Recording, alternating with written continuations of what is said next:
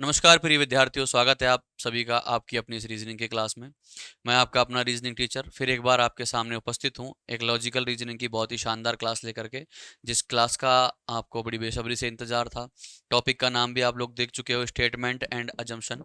ठीक है, statement and assumption आज अपन इस क्लास में पढ़ने वाले हैं। आपके पास कथन होगा और उसका पूर्वानुमान होगा। ठीक है बेटा, स्टेटमेंट एंड अजम्पशन, कथन और पूर्वानुमान। सवाल पे चलते हैं सीधा। सवाल क्या कहेगा, कैसा सवाल होगा, उसके बारे में चर्चा कर लेते हैं। ठीक है, तो एक बार देखें सारे बच्चे कैसा क्या कह रहा है। वो कह रहा है आपके पास देखो बेटा, एक स्टेटमेंट होगा, फिर उसके बाद में उस स्टेटमेंट के अकॉर्डिंग आपको अनुमान लगाना है कि कौन सा सही होगा। ठीक है, तो ध्यान रखना, अनुमान जो होते हैं वो मैंने आपको पहले ही बताया था। फिर आपको अपनी डेली रूटीन लाइफ से रिलेट करनी है हर चीज़। आपकी जो डेली की जो लाइफ है, आप उसके बारे में क्या सोचते हो क्या नहीं सोचते हो, आपके अकॉर्डिंग चीज़ें होनी चाहिए। यूनिवर्सल जो ट्रुथ है वो हमेशा सच होता ही होता है। फ्यूचर की बात आप सोच समझ के करें, कभी भी फ्यूचर में ऐसी चीज़ होगी या नहीं, क्योंकि फ्यूचर का कोई पता नहीं है कि कोई चीज़ हो या नहीं हो। ठीक है ना। तो जब देखते हैं सवाल के माध्यम से आपको बहुत अच्छे से समझ में आएगा। जो भी जानकारी रहेगी मैं आपको सवाल में दे दूंगा। पहला सवाल कह रहा है, the municipal corporation has announced 50% reduction in water supply till monsoon arrives in the city. वो कह रहा है नगर निगम ने मानसून के आने तक शहर में जलापूर्ति में 50% कमी करने की घोषणा की है। क्या किया है बेटा, मानसून आने तक म्यूनसिपलिटी ने क्या कह दिया कि भाई 50% ही पानी भेजा जाएगा, बाकी 50% नहीं भेजा जाएगा, तो 50% पानी में ही काम चलाए। तो आपका अनुमान क्या होगा, ध्यान से सुनना। अजम्पशन क्या है, पीपल में, अनुमान क्या कह रहा है बेटा, ध्यान सुनना। People may protest against the unilateral literal decision of the municipal corporation.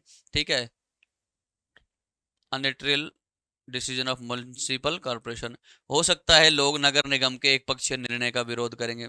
देखो मेरे भाई, नगर निगम का निर्णय है, उसका विरोध करेंगे या नहीं करेंगे उसके बारे में मैं कोई पुख्ता जानकारी यहाँ नहीं दे सकता आपको। कारण क्या है बेटा, उसके पीछे कारण यह है कि नगर निगम का जो निर्णय है वो एक पक्षीय है। ठीक है, अब हो सकता है लोग उसका विरोध करेंगे, तो फ्यूचर की बात कर रहा है, किसकी बात कर रहा है, फ्यूचर की। ठीक है, विरोध कर रहे होता तो फिर सोचते, ये विरोध करेंगे या नहीं करेंगे मुझे इसके बारे में 100% जानकारी नहीं है, इसलिए मैं इसके बारे में कुछ नहीं कह सकता। पहली बात ये गलत है। म्युनिसिपल कॉर्पोरेशन में reduce the taxes from the residents at the failed to provide adequate water. वो कह रहा है हो सकता है नगर निगम निवासियों के कर को कम कर दे क्योंकि यह पर्याप्त जल उपलब्ध कराने में असफल रहा। बेटा नगर निगम कभी भी कर को कम नहीं कर सकता, टैक्स को कभी भी नगर निगम कम नहीं कर सकता है। टैक्स कम करने में नगर निगम का कोई रोल नहीं होता है। ठीक है, तो पहला भी अनुमान गलत है और दूसरा भी क्या है, गलत है। तो आंसर बनेगा neither first nor second is implicate. ठीक है, ना तो एक और ना ही दो अंतर्निहित है। दूसरा सवाल देखते हैं, ध्यान से पढ़ना है सवाल। सवाल क्या कहना चाह रहा है, पहला सवाल, फिर दूसरा कह रहा है। स्टेटमेंट है आपके पास, many people were caught by the railway police while they were trying to cross the railway track and imposed heavy penalty before releasing them। Rail पटरियों को पार करने की कोशिश कर रहे कई लोगों को रेलवे पुलिस ने पकड़ लिया और छोड़ने से पहले उन पर भारी जुर्माना लगा। हुआ क्या बेटा, कुछ लोग ऐसे थे जो रेल की पटरियों को पार कर रहे थे, उनको पुलिस ने पकड़ लिया है और उन पर भारी जुर्माना लगाया है। तो अब आपका उसके ऊपर अनुमान क्या होगा, अनुमान कैसा होना चाहिए, ध्यान से सुनना। People may refrain from crossing railway tracks in future. वो कह रहा है हो सकता है भविष्य में लोग रेल पटरियों पर ना चढ़े। बिल्कुल भाई, ये काम हो सकता है। अगर उन देखो, जिन लोगों के ऊपर क्या कहते हैं पॉजिटिव पॉसिबिलिटी कह रहा है, फ्यूचर में क्या कह रहा है, पॉजिटिव पॉसिबिलिटी। तो फ्यूचर में क्या कर रहा है वो आप लोगों से एक बात कह रहा है कि यार हो सकता है कि लोग बाग ऐसा करें कि जिनके ऊपर दंड दे दिया या फिर जिनके ऊपर पेनल्टी लगा दी, वो लोग अब हो सकता है कि फ्यूचर में ना चढ़े।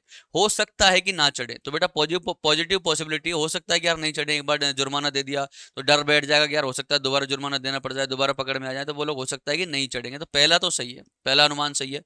हो सकता है लोग पटरियां पार करते रहे तथा भारी जुर्माना भरते रहे। एक बात बताओ, आपको कोई मजा आता है क्या भारी जुर्माना भरने में? ठीक है, किसी को मजा आएगा क्या?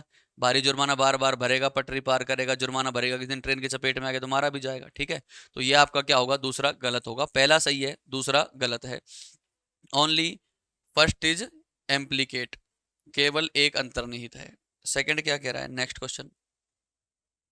The employees association urged in members to stay away from the annual function as many of their demand were not meet by the management. वो क्या कह रहा है, एक कथन कह रहा है आपसे, कर्मचारी संघ ने अपने सदस्यों को वार्षिक कार्यक्रम से दूर रहने के लिए कहा क्योंकि प्रबंधन ने उनकी कई मांगे नहीं मानी। क्या हुआ बेटा, किसी कंपनी का प्रबंधन था, उसने उनसे कर्मचारी से कह दिया भाई जो तुम्हारा वार्षिक उत्सव होगा उसे तुम्हें दूर रहना है क्योंकि प्रबंधन ने उनकी कई मांगे नहीं मांगी थी। तो ध्यान से सुनना, अनुमान क्या हो सकता है। पहला कह रहा है majority of the members of the association में नॉट अटेंड द फंक्शन। बिल्कुल सही कह रहा है, जब मना कर दिया तो हो सकता है अटेंड नहीं करे, हो सकता है संघ के अधिकांश सदस्य कर्मचारी कार्यक्रम में भाग ना ले, हो सकता है संघ के अधिकांश सदस्य कार्यक्रम में भाग नहीं ले। बिल्कुल हो सकता है, जब मना कर दिया तो हो सकता है वो नहीं आए, कुछ ढेटे होते हैं जो तो आ जाएंगे, हो सकता है लेकिन कुछ लोग नहीं आए, अधिकांश लोग नहीं आए। बिल्कुल सही कह रहा है, ठीक है। और दूसरा कह रहा है आपसे, ये पहला कह रहा है हो सकता है संघ के अधिकांश कर्मचारी भाग नहीं ले, बिल्कुल सही कह रहा है पहला। ये दूसरा है, ठीक है। द मैनेजमेंट में कैंसिल द एनुअल फंक्शन, हो सकता है प्रबंधन वार्षिक कार्यक्रम को रद्द कर दे। वार्षिक कार्यक्रम को रद्द नहीं करेगा, क्यों? क्योंकि वो कह रहा है कर्मचारी संघ ने अपने सदस्यों को वार्षिक कार्यक्रम से दूर रहने के लिए कहा है। अब कार्यक्रम से दूर रहने के लिए कहा है, इसका मतलब कार्यक्रम तो होगा, रद्द नहीं करेगा, कर्मचारी आए चाहे नहीं आए। तो पहला सही है, दूसरा गलत है, ठीक है। केवल एक अंतर्निहित है, ऑप्शन नंबर 1 सही होगा। नेक्स्ट क्वेश्चन देखें। The Sarpanch of the village called a meeting of all the heads of the families to discuss the problem of acute shortage of drinking water in the village. गांव में पीने के पानी की कमी की गंभीर समस्या पर चर्चा करने के लिए गांव के सरपंच ने सभी परिवारों के मुखिया की बैठक बुलाई है।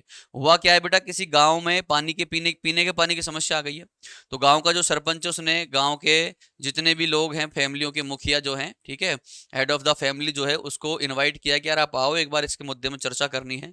तो अनुमान क्या हो सकते हैं वो जरा ध्यान से सुनना। वो कह रहा है आप लोगों से, the sarpanch had earlier called such meeting to discuss various problems. विभिन्न समस्याओं के बारे में चर्चा करने के लिए सरपंच ने ऐसी पहले भी बैठक बुलाई थी। अब बेटा पहले कोई बैठक बुलाई थी या नहीं बुलाई थी उसके बारे में मुझे जानकारी नहीं है, मुझे क्या पता पहले कभी बैठक बुलाई थी या नहीं बुलाई थी। वो कह रहा है 100% श्योरिटी के साथ आप ये चीज कह रहे हो कि सरपंच ने पहले भी विभिन्न चर्चाओं के लिए ये बैठक बुलाई थी। अब पहले बुलाई थी या नहीं बुलाई थी पता नहीं, हो सकता है पहले सरपंच नहीं रहा हो, अभी सरपंच बना हो, पहले का सरपंच कोई और था, उसकी सोच क्या थी, इसकी क्या है। तो ये पहला तो गलत है, पहला तो क्या है, गलत। दूसरा कह रहा है most of the head of families may attend the meeting called by the sarpanch. बिल्कुल सही कह रहा है ये, हो सकता है अधिकांश परिवारों के मुखिया सरपंच द्वारा बुलाई गई मीटिंग में भाग लें। अब बेटा परिवारों के मुखियाओं के साथ समस्या है, उनके परिवार भी प्यास से तड़प रहे हैं, तो परिवारों के जो मुखिया हैं वो जाके, अधिकांश परिवार, आपको एक दो नहीं जाए किसी को काम आ जाए तो बात अलग है, नहीं तो अधिकांश जो मुखिया हैं परिवारों के वो जाके सरपंच की मीटिंग में भाग लेंगे। बिल्कुल ये अनुमान आपका सही है, अनुमान लगा रहे हैं अपन तो किसी भी प्रॉब्लम को लेकर के। तो ओनली सेकंड अंतर्निहित है, ओनली सेकंड इज इम्प्लीसिएट या इम्प्लीकेट, जो भी आप कहना चाहो। नेक्स्ट देखो, स्टेटमेंट कह रहा है the district authority has decided to set up wireless communication along the coastline in view of the cyclonic storm hitting the coast. वो कह रहा है चक्रवर्तीय तूफानों से सागर तटों के प्रभावित होने के मद्देनजर रखते हुए जिला प्रशासन ने तटवर्ती क्षेत्रों में बेहतर संचार प्रणाली की स्थापना का निर्णय लिया है। हुआ क्या है, जो समुद्र तट के किनारे जो शहर बसे उनमें चक्रवात आता है, पानी की वजह से पूरा जो कम्युनिकेशन सिस्टम वो खराब हो जाता है, तो सरकार ने वहां पे बेहतर संचार की सुविधा का एक निर्णय लिया है, ठीक है, उसकी स्थापना की है। अजम्पशन क्या कह रहा है, पहला the telephone communication may be paralysed due to cyclonic system storm, due to cyclonic storm. वो कह रहा है चक्रवर्तीय तूफानों के कारण दूरभाषीय संपर्क व्यवस्था भंग हो सकती है। बिल्कुल हो सकती है भाई, जैसे चक्रवात आए उनके खंबे फंबे टूट जाएं, तार वार उखड़ जाएं, तो मेरे भाई जो कम्युनिकेशन जो सिस्टम है वो तो हैंग होगा ही, टूटेगा ही, भंग होगी, संपर्क व्यवस्था, दूरभाषी संपर्क व्यवस्था भंग होगी ही। पहला सही है। दूसरा कह रहा है the wireless communication system may be able to withstand the impact of the cyclone storm। वो कह रहा है बेहतर संचार प्रणाली चक्रवर्तीय तूफान के आघात को सहने में सक्षम हो सकती है। बेटा सक्षम हो सकती है तभी तो बेहतर संचार प्रणाली की स्थापना का निर्णय लिया है। अगर किसी चीज का निर्णय लिया है तो वो बेहतर है तभी तो निर्णय लेगा, नहीं तो काम चल ही रहा है ना अगर बेहतर नहीं है। तो पहला और दूसरा दोनों ही क्या होंगे, सही होंगे। Both A and B, both first and second are implicit या इम्प्लीकेट। नेक्स्ट क्वेश्चन देखो, the government of India has appointed a joint prime parliamentary committee to investigate the recent market crash.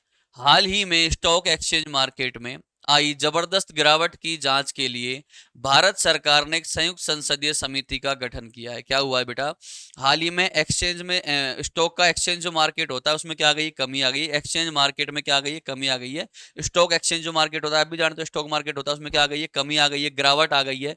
तो उसकी जांच के लिए भारत सरकार ने एक संयुक्त संसदीय समिति का गठन किया है कि भैया इसकी जांच करो कि क्या बात है।